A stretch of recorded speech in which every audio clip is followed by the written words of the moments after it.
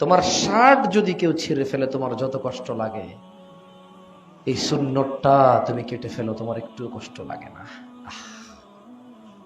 কি কি যে বেনিফিট পাও এখন পর্যন্ত বুঝলাম না।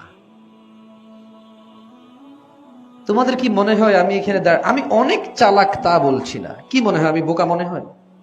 আমাকে বোকা মনে হয়? আমি অনেক চালাক নিজেকে বলতেছি না, কিন্তু আমাকে কি খুব বোকা মনে হয়? তো আমি এটা রেখেছি। আমি আজ পর্যন্ত ক্যালকুলেশন করতে পারিনি কি বেনিফিট এই দাড়ি কাটলে। বয়স বেড়ে যায়, যৌবন বেড়ে যায়, চামড়া বটা থেকে নিজেকে রক্ষা করা যায়, বউ একটা থেকে দুইটা হয়ে যায়, ছেলে সন্তান ডাক্তার ইঞ্জিনিয়ার হয়ে যায়, চাকরির বেতন বেড়ে যায়, এলাকায় ইজ্জত সম্মান বেড়ে যায়, উচ্চতা বেড়ে যায়, মানে রং কালো থেকে ফর্সা হয়ে যায়। কি বেনিফিট এটা কাটলে?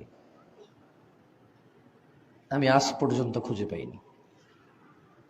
মানুষ রাসূলের সুন্নতকে ভালোবাসে। বলবেন জামশেদ ভাই, খালি দাড়িটাই কি রাসূলের সুন্নত? আমিও তো তোমাকে এটাই বলি, এই খালি দাড়ি এটাই তুমি রাখতে পারলে না, বাকিগুলো কে জানে? তোমাকে যখন বলি তুমি বলো যে জামশেদ ভাই ইসলামের ভিতরে দাড়ি, দাড়ির ভিতরে ইসলাম নয়। আমিও তো তাই বলি, যে জিনিসটার ভিতরে ইসলাম নয় এটাও তো তুমি রাখতে পারো না। মানে দাড়ি ছাড়া জান্নাতে যাবে না ব্যাপারটা এমন নয়, তুমি আমাকে বলো। আমি তো এটাই বলি যে দাড়ি যেটা এমনি টান দিলে কেটে যায়, তুমি এটাই রাখতে পারোনি, আর ইমানটাকে কিভাবে রাখছো? এখন প্রশ্ন, জামশেদ ভাই দাড়ি রাখলে কি ইমান রেখে গেছে? আরে ভাই ইমান তো আল্লাহ জানে, ও জানে, যা দেখছি তা তো দেখছি, বুঝাইতে পারিনি। قل إن كنتم تحبون الله فاتبعوني يحببكم الله ويغفر لكم ذنوبكم والله غفور رحيم। মানুষ আল্লাহকে যদি ভালোবাসতে চাও, রাসূলকে অনুসরণ করো, আল্লাহই তোমাকে ভালোবাসবে। ওয়াগফির লাকুম যুনুবাকুম, আল্লাহ তোমাকে ভালোবেসে তোমার গুনাহগুলো ক্ষমা করে দেবে। ওয়াল্লাহু গফুরুর রহিম, কারণ তিনি অত্যন্ত ক্ষমাশীল ও দয়ালু। এখানে খুতবা কয়টা পর্যন্ত শেষ হয়?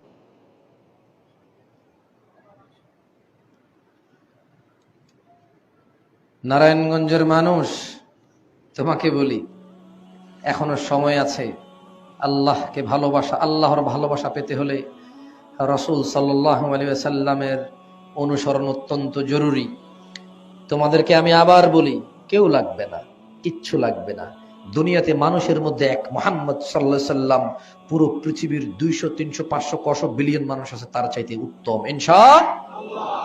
মনে রাখবে মানুষ, তুমি এখন যেখানে যাও, যে তোমার কাছে এখানে আসে, সে মরে গেলে না তুমি ওর কাছে যেতে পারবে, তুমি মরে গেলে না তোমার কাছেও আসতে পারবে। পৃথিবীর মোহ ছাড়ো, মানুষের জনস্রোতে নিজের ঈমানকে ভাসিয়ে দিও না। শাব্দির মানুষ মানুষের চাক চিক্কে কথা বলার ভালো আন্দাজের মধ্যে এসে নবীর সুন্নতকে জবেহ করে বিদআতের জন্য মাতামাতি করো না। নারায়ণগঞ্জের মানুষ যারা তোমাকে বলে আপনি যেটা করেছেন নেকি মনে করে, আপনি যেটা করেছেন কল্যাণ মনে করে, তাকে মুহাম্মদ সাল্লাল্লাহু আলাইহি সাল্লাম বলেছেন, তাকে তুমি ভুল বুঝিও না। সে তোমাকে তো বলেনি যে এটাকে সৌদি আরবের ইমামে বলেছে, এটা কি মিশরের ইমামে বলেছে, এটা কি ইমাম আবু হানিফা বলেছে, এটা কি ইমাম শাফি বলেছে। বরঞ্চ সে এমন মহামানবের নাম নিয়েছে যার নামের পরে ইসলাম আর যাবেই না। এখানে ইসলামের রীতি, ইসলামের রীতি কোথায়? যে কোনো সাবজেক্ট ইসলামে, ইসলামে হালাল হারাম, জায়েজ না জায়েজ, করা যাবে যাবে না, দিতে হবে দেওয়া যাবে না, এই সব বিষয়ের সংশয় কোন মানুষের কাছে এসে থামবে?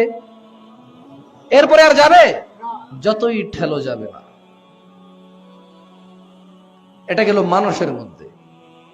এইবার লিখিত আকারে বই, লিখিত আকারে বই, যতই ধাক্কা ধাক্কি করো, জোরাজুরি করো, কোরআনুল কারীমে এসে এরপরে কি আর যাবে?